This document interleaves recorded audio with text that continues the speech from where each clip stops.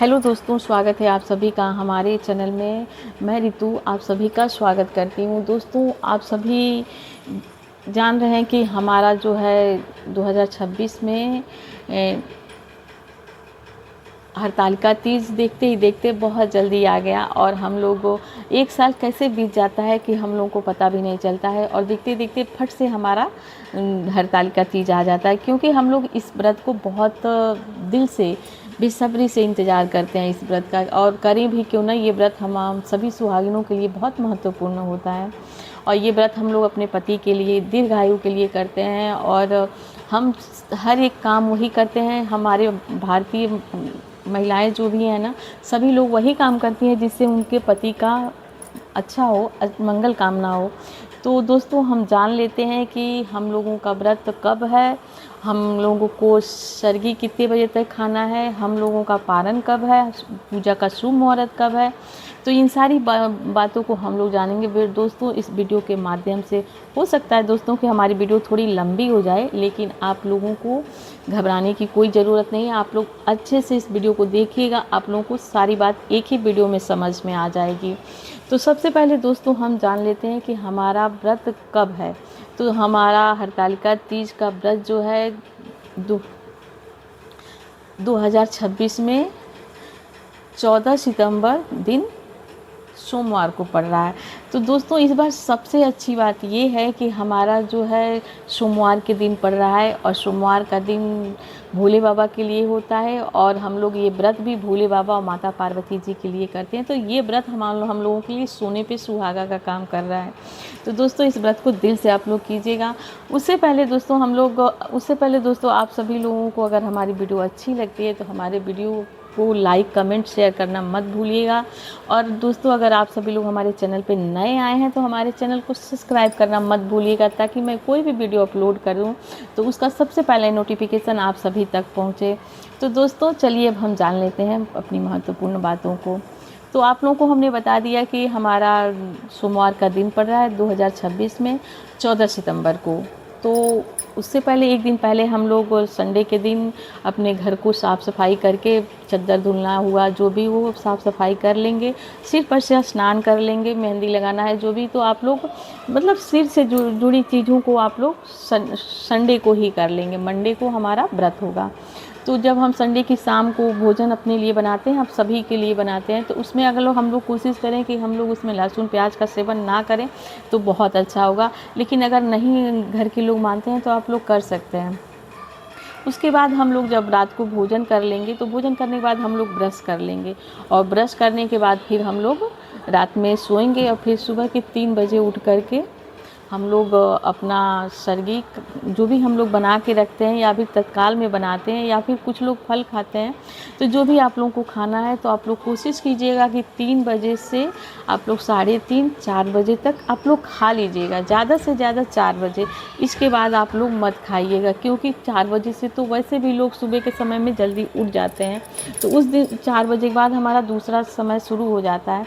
समय तो हमारा मान के चलिए 12-1 बजे से ही शुरू हो जाता है, लेकिन फिर भी सरगी का समय हम लोग 3 बजे तक, 4 बजे तक रखते हैं। तो 3 बजे तक आप लोग सरगी कर लीजिएगा। बाकी सरगी करने से पहले आप लोग ब्रश कर लीजिएगा, ताकि पूरा दिन आप लोगों का मूड जो है फ्रेश रहेगा। आप लोग ठंडा पानी पी लीजिएगा, जो भी मतलब आपके घर में चीज़ें उपलब्ध है आप लोग अच्छे से खा पी लीजिएगा, ताकि पूरा दिन व्रत रहने में कोई दिक्कत ना हो।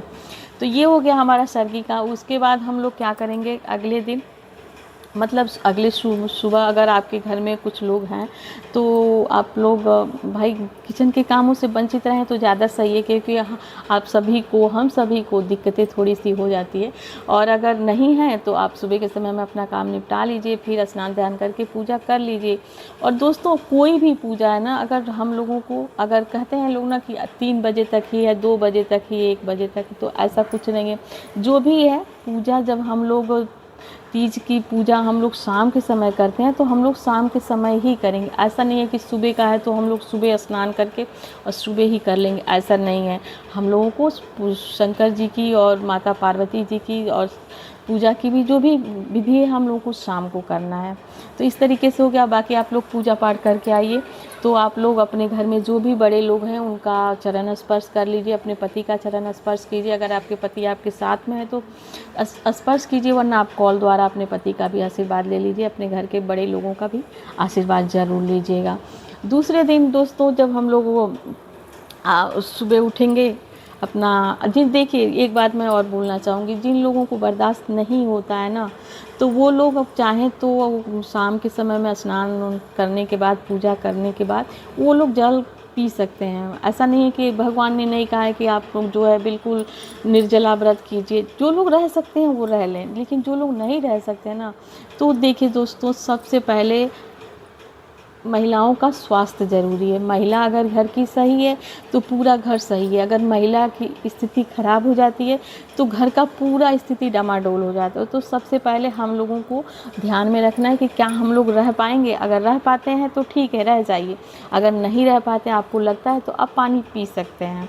ठीक है, आप पानी पी लीजिए, पति का आशीर्वाद ले लीजिए, पूछ लीजिए कि नहीं बर्दाश्त हो रहा है जी तो मैं पी लेती हूँ।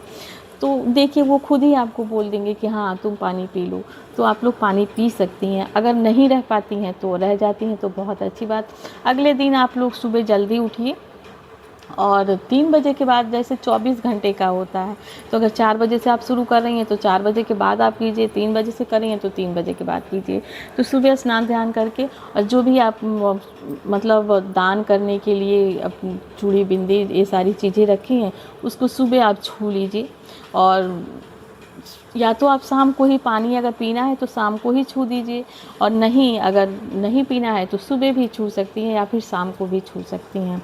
और बाकी फिर सुबह आप चावल, आटा, गेहूँ, जो भी मतलब आपको छूना है आप छू दीजिए, जो ब्राह्मण को दान दे दीजिए। एक बात और मैं बताना चाहूँगी आप सबको कि कोई भी अगर हम लोग सीधा दान करते हैं या फिर कोई भी चीज़ दान करते हैं तो उसमें द्रव्य दान करना बहुत ही आवश्यक है, क्योंकि बिना द्रव्य के कोई भी चीज़ें हैं ना, हमारा पूर्ण नहीं होता है। तो इसलिए द्रव्य देना बहुत ज़रूरी है।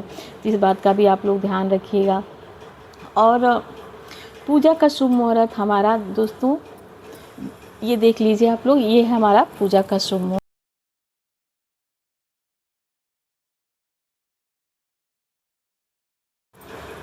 तो दोस्तों इस तरीके से हम लोग पूजा पाठ कर लेंगे। अपना सभी विधि हमने आप लोगों को बता दी है। और एक चीज़ की और बात मैं आप लोगों को बताना चाहूँगी कि जिनके पास अगर नई साड़ियाँ हैं तो आप लोग पहनिए, अगर नहीं है तो आप साफ़ सुथरी धुली हुई चीज़ें साड़ियाँ पहन सकती हैं। ऐसा नहीं है कि हर बार चाहिए ही चाहिए, नई ही चाहिए। आप लाल पीली चूड़ी पहन लीजिए, लाल पीली साड़ी पहन लीजिए, लाल पीली चूड़ी पहन लीजिए। एक चीज़ बस नहीं पहनना है कि हमें सफ़ेद और ब्लैक चीज़ नहीं पहनना है। बाकी चीज़ें आप लोग नहा धो करके अपना पहन लीजिए, शुद्ध वस्तु का धारण कीजिए और अपने बड़ों का आशीर्वाद लीजिए। और कोई भी व्रत तोड़ा जाता है तो दोस्तों आप सभी को पता है कि 30 का व्रत हम लोगों को जो मीठा खा करके ही व्रत तोड़ना चाहिए। तो दोस्तों इस तरीके से पूजा पाठ करके अपना आप लोग व्रत पूरा कीजिए, अपने बड़ों का आशीर्वाद लीजिए। तो दोस्तों देखते देखते हमारी वीडियो बहुत लंबी हो जाती है, लेकिन आप लोग अच्छे से देखिएगा ताकि आप लोगों को दूसरी वीडियो देखने की ज़रूरत ना पड़े। अगर आप लोग चाहें तो देख भी सकते हैं। तो दोस्तों आशा करती हूँ कि आप सभी को हमारी बताई हुई बातें अच्छी लगती होंगी और आप लोगों को समझ में भी आता होगा। अगर आप सभी को हमारी वीडियो अच्छी लगती है तो दोस्तों वीडियो को लाइक, कमेंट, शेयर करना मत भूलिएगा। तो हमें इजाज़त दीजिए, मिलते हैं दोस्तों एक नए वीडियो में। तब तक के लिए हर हर महादेव।